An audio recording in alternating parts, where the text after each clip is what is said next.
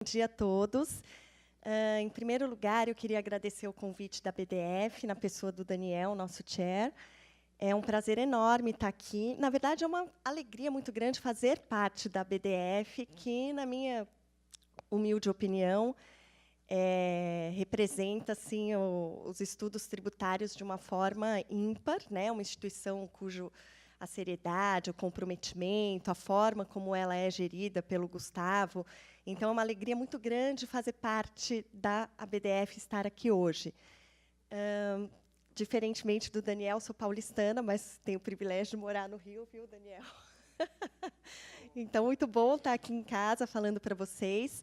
Então, cumprimento meu querido amigo Oswaldo aqui na mesa, que está brilhante. Então, muito feliz de poder estar com ele aqui hoje. E também queria cumprimentar essa seleta plateia aqui. Não estou vendo todo mundo, né, porque a pessoa mesmo de lente não dá para enxergar lá no fundo, mas já identifiquei 4 amigos muito queridos, que é a Paula, a Carla, o Erlan e a Rosa, que estão aqui. E não vou me alongar aqui no começo, porque senão a gente não sobra tempo para falar o que a gente se propôs a falar.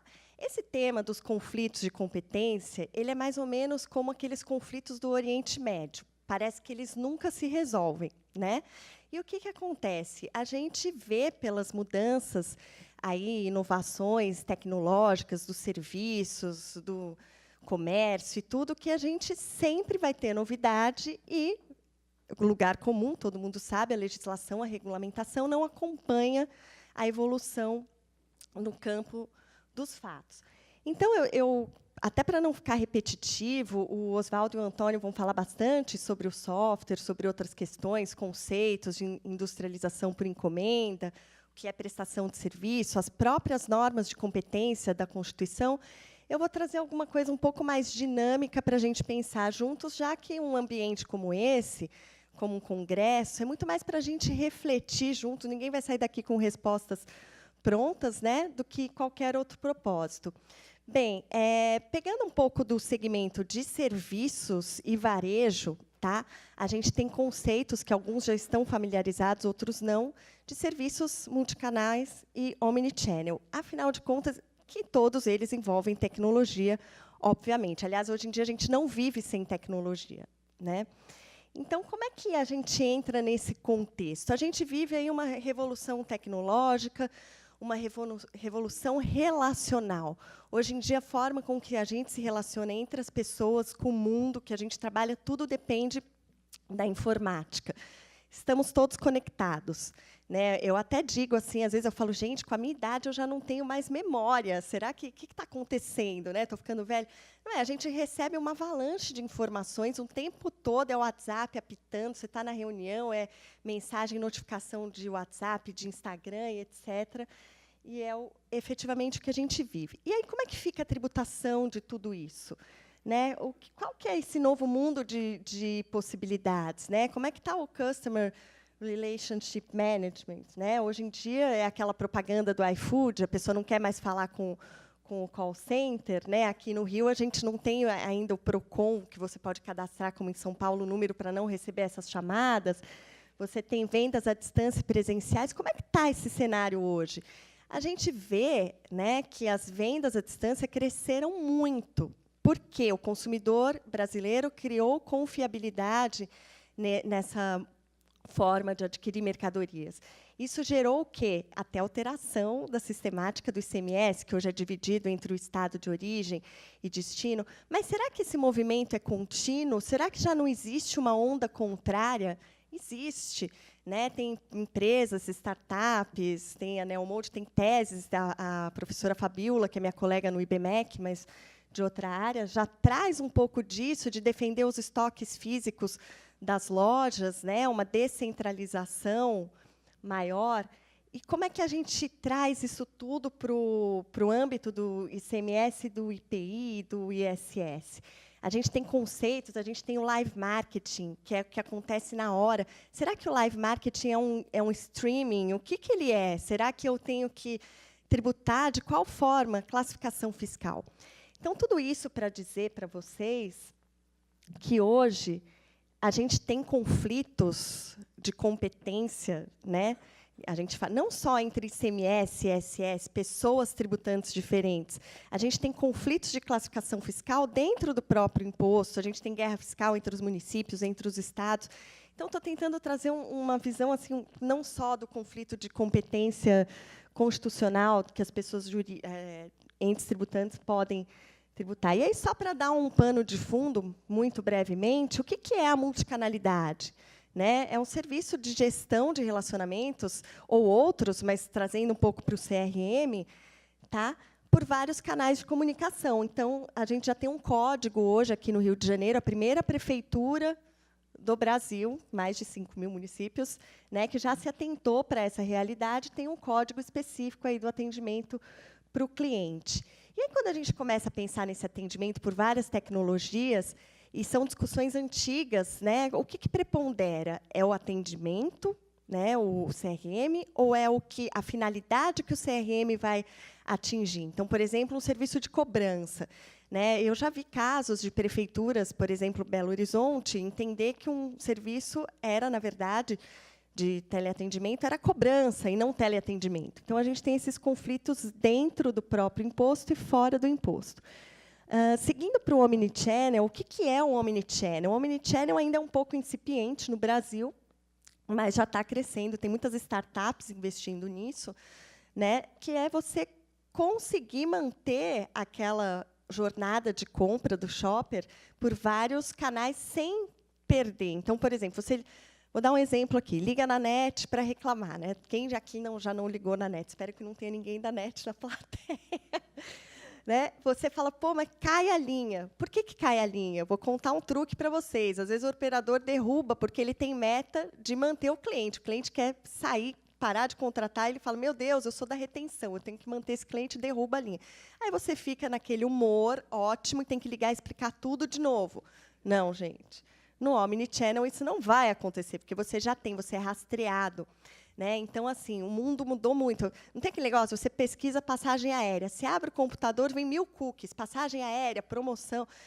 Esse rastreamento ele é feito de uma forma mais ampla. E no Omnichannel você consegue fazer isso. E você consegue fazer operações mistas na forma de adquirir o produto. Por exemplo, né, aqui, ó, o Retira Rápido da Casa Bahia. Eu vou comprar pela internet, eu estou aqui na fila do banco, já vou entrar, né, no mobile. Mobile commerce é o que mais cresce, que é a compra por celular. A estimativa dos dados é que, em 2020, 50% das compras sejam feitas pelo mobile commerce. Tá? Então, você já vai... O que você faz? Você compra pela internet, mas você retira na loja. É o click and collect. Isso é só uma das vertentes. Tá? Existem várias. Só que, para que tudo isso aconteça, precisa de uma coisa. O quê? Tecnologia. Tá? Tudo gira em torno da tecnologia e a gente vai para a lista de serviços, ali no item 1 e seguintes, e onde que entra essa tecnologia? E com as mudanças, como é que eu vou tributar os aplicativos, o desenvolvimento de aplicativo, o streaming, os canais de venda? Porque a gente fala em quê? Qual que seria uma expressão-chave? Transferência eletrônica de dados. O que é transferência eletrônica de dados? Transferência eletrônica de dados, num certo formato, pode ser considerado streaming, num outro formato, pode ser considerado download. Ela viu que eu ia derrubar, né, gente? Porque a pessoa é um pouco desastrada aqui. Então, essa transferência ela pode acontecer de várias formas. E, dependendo da forma que ela acontecer, eu vou poder enquadrar no ICMS ou no ISS. E aí, a gente vem aí com um monte de funcionalidades. E surge o primeiro conflito, dentro do ISS. Tá? Então, conflito no imposto e entre impostos. Bem, quais são as funcionalidades dos aplicativos? Milhares. Serviço de tecnologia, live marketing, CRM, venda à distância, industrialização por encomenda, prestação de serviço, serviço de pagamento, intermediação de negócios, e etc. Como é que eu vou classificar? E se eu tiver tudo misturado, eu tenho que emitir 5 notas com códigos de ISS diferentes? Você acha que o meu cliente vai querer ter esse trabalho para registrar? Até porque a gente sabe que a empresa, quando contrata o fornecedor, muitas vezes é área de marketing, são diretorias diferentes, com centros de custo diferentes. né? E ela não quer uma nota toda dividida. A área que te contratou quer a nota com todo o serviço. Então, a gente tem essas dificuldades práticas da vida corporativa.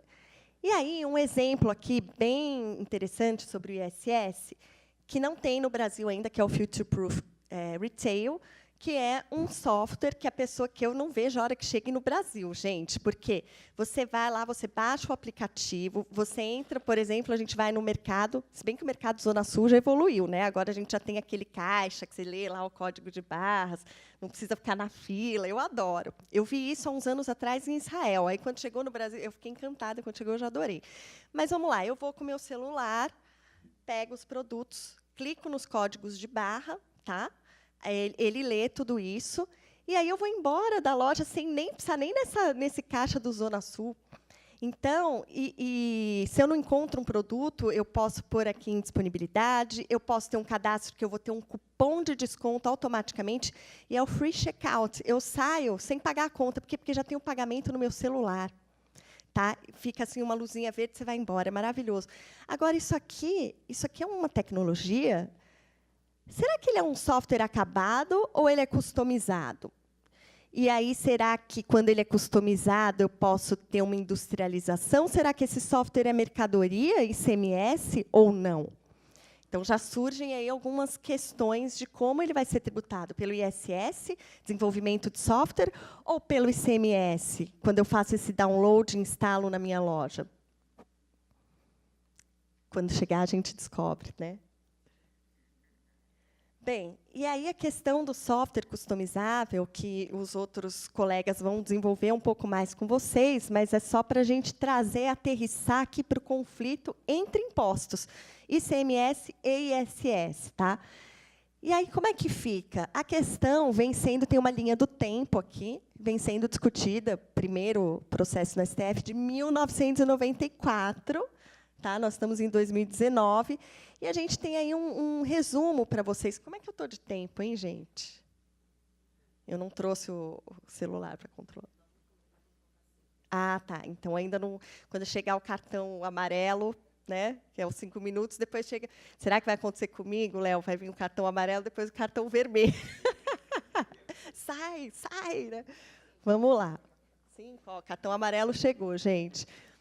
Então, o que a gente tem aí? Várias discussões. Né? O que é o bem? Primeiro, o bem incorpóreo, depois a mercadoria prescinde do suporte físico, né? E a gente tem aqueles conceitos, a mercadoria, professor Roque Carrasa, é o bem sujeito à mercancia, diferente do bem, né? Que é um bem que não, o bem ele não está sujeito à mercancia, e etc. Aí a gente tem já esse RE 688, aí, o leading case com repercussão geral. Afasta a incidência do ISS sobre licenciamento, cessão de direito de softwares personalizados.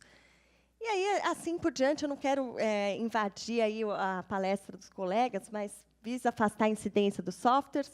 Vejam lá, aplicativos. Hoje é o mundo do aplicativo. Gente, olha, eu quero ter essa ideia de fazer um aplicativo novo, que ninguém fez ainda virar rica, viu? Olha, o aplicativo é a chave do sucesso, né? A gente vê aí o que o pessoal fez, né? Por exemplo, 99 táxis, etc. Aí a gente tem também a incidência do ICMS, softwares de licenciamento. Muito bem, isso tudo ainda a gente sabe que já tem alguns entendimentos, né, pacificados, tem algumas controvérsias. Por exemplo, poxa, mas e o software que faz o download direto da nuvem? Tem diferença para o que não fica na nuvem? Você não faz o download, você usa, na verdade, eu me expressei mal, você usa da nuvem. E aí, tem download? Se eu uso da nuvem, é ISS ou é ICMS? Né? Como que os estados... Aí, depois, o Oswaldo conta para vocês como que a gente interpreta aí a portaria CAT da Fazenda. E aí, sobre o streaming, né, embora não pareça, num primeiro momento, que deva ter muita controvérsia, né, a própria Cefaz de São Paulo já não traz isso. O que é o streaming? Eu não sei se todo mundo sabe. Todo mundo deve assistir Netflix aqui. Né? Mas qual que é a diferença da Netflix? Por que a gente chama de streaming? Porque você baixa o filme, lá, a série, né? Você vai baixando, como que antigamente demorava horas para você fazer um download. Então, você queria ver lá um vídeo vamos lá, do Bon Jovi, quem é da minha geração gosta, né? No Bon Jovi demorava 3 horas, que droga, né? Hoje em dia, não, ele já começa a baixar 10 segundos antes, porque enquanto ele vai baixando, você vai chegando naqueles 10 segundos e vai vendo aquele conteúdo não entra na sua máquina, né? Ele não usa o seu espaço, ele é efêmero, ele vai passar e depois ele vai voltar. Então, você não tem a transferência efetiva do conteúdo, né? Você fica acessando ele na rede. E aí, por essa funcionalidade do streaming, o que ele é, né? Será que ele, quando veio aí a lei complementar atualizar 116, ela trouxe esse item aqui: disponibilização sem cessão definitiva de conteúdos de áudio, vídeo, imagem, texto por meio da internet, respeitada a imunidade dos livros. Me parece, gente, 1 minuto, tem um cartão intermediário, cartão laranja aqui, ó, entre o amarelo e o vermelho. Então, a gente tem essa classificação que me parece mais correta. Mas tem gente dizendo que não, que cabe o streaming para o ICMS, não estou entrando no mérito, está certo e errado, né? Cada um tem a sua opinião, com base no convênio 106, tá? Que traz aí como softwares, programas de jogos eletrônicos, aplicativos, arquivos eletrônicos e congêneres que sejam padronizados, ainda que possam ser adaptados. E aí tem aquela restrição para os consumidores finais. Aqui eu queria trazer um case, mas depois eu vou disponibilizar o material, que é mais um exercício, não é para a gente resolver, ela está pensando um negócio, trouxe aqui para a gente pensar junto, seria ótimo, né? Tantas pessoas juntas, a gente... mas é mais para a gente pensar, eu quis mostrar de uma forma concreta como uma operação mais moderna, hoje, nesse formato omnichannel, né? Porque eu tenho a venda na loja física, eu tenho a experiência do shopper na loja física, porque ele vai pôr uma tecnologia 3D para ver o puxador, se o criado mudo azul com o puxador laranja vai ficar bonito, se ele quer pôr adesivo, se ele não quer, né? Então, como que é isso? O que predomina? Eu tenho que dar mais de uma nota fiscal? É fácil, o serviço de montagem é cobrado à parte. Mas e se o próprio lojista quiser custear esse serviço?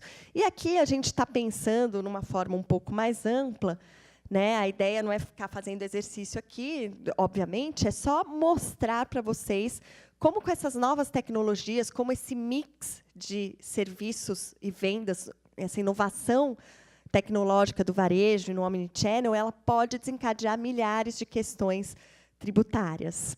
Bem, antes que recebi o cartão vermelho, eu estava achando que eu ia conseguir, mas não consegui, não, gente. Bom, eu espero que tenha sido útil aí alguma coisa. Vamos pensar juntos, né, essas novas tecnologias, e vou deixar para eles explicarem um pouquinho mais esses outros conceitos para vocês. Muito obrigada pela atenção.